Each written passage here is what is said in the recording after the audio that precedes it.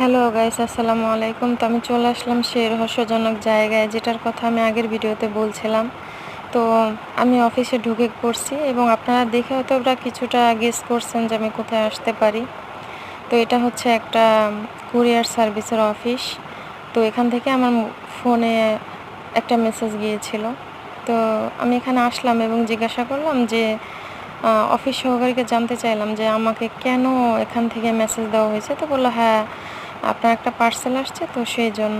তারা computer check করে আমাকে একটা ডকুমেন্ট দিল আর বলল, এটা আপনি ওখানে নিয়ে যান, তো ওখানকার মানুষ আপনাকে খুঁজে দিবে।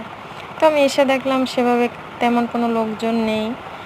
অবশ্য আগে দুবার যখন আসছিলাম তো এখানে অনেক লোক ছিল।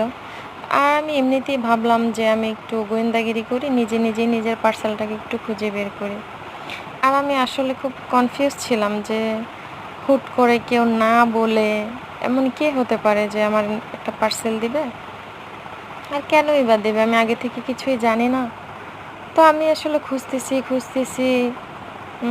দেখতেছি, আসলে পাচ্ছিলাম না, কাগজটা নিয়ে খুঁজতেছিলাম।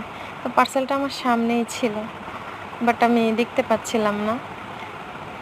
তারপর আমি ওই যে ভাইয়ারা থাকে যারা খুঁজে দেয়, তাদেরকে একটু ডাকলাম।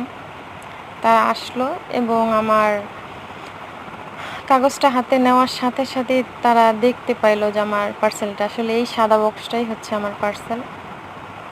তো ফাইনালি পেলাম আমার পার্সেলটা। আর ওই ভাইয়াটা খুব ভালো ছিল, ওটা সে কাঁধে করে আমাকে হেল্প করতেছিল আসলে এগিয়ে দেওয়ার জন্য। আগে দুবার গিয়েছিলাম তখন এরকম করেনি।